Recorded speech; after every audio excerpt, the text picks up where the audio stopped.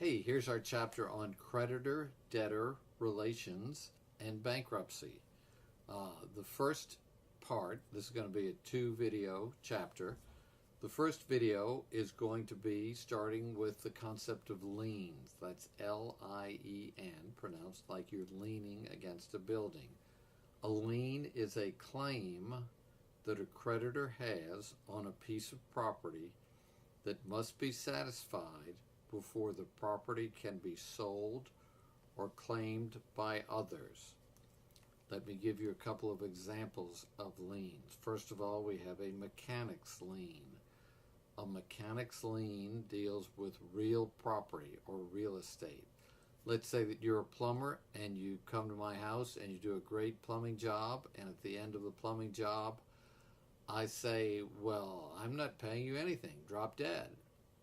Well, you can do two things. You can sue me, but that could take 5 or 6 years to settle.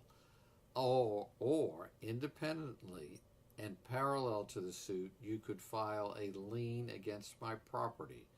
You go to the county courthouse, you say you're a plumber, and that I didn't pay you, you fill out some simple paperwork, and suddenly the county clerk at the courthouse has written into my property records that my property can never be sold until that plumber is paid.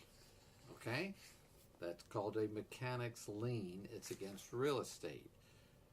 Also, if you supplied bricks to my new house and I built the house and I wouldn't pay you for the bricks, that's also a mechanic's lien because it involves materials for real estate. Now, there are also artisan's liens, which involve personal property.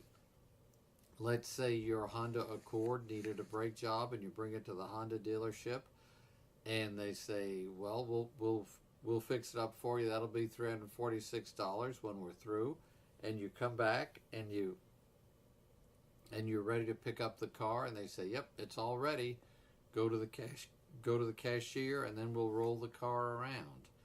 And you go to the cashier and you say, well, I'm not paying, just roll the car around.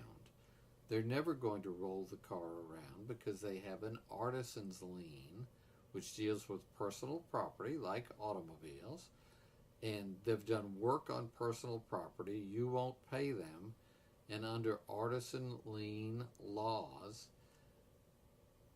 you will never see your property again because the person that worked on it is going to either auction it on their own if your state allows that and keep the proceeds and give you anything left after the debt is paid, or in most states called the sheriff's office, give the property to them. The sheriff will auction off the car and the sheriff will take a fee. The creditor gets his or her money and you get anything that's left after the sale. There's also a judicial lien. If you don't pay for stereo equipment that you buy, the stereo equipment company sues you, wins the suit. At the end of the suit, they get a half a sheet of paper called a judgment, and that judgment is that creditor's ticket to say you owe them money legally.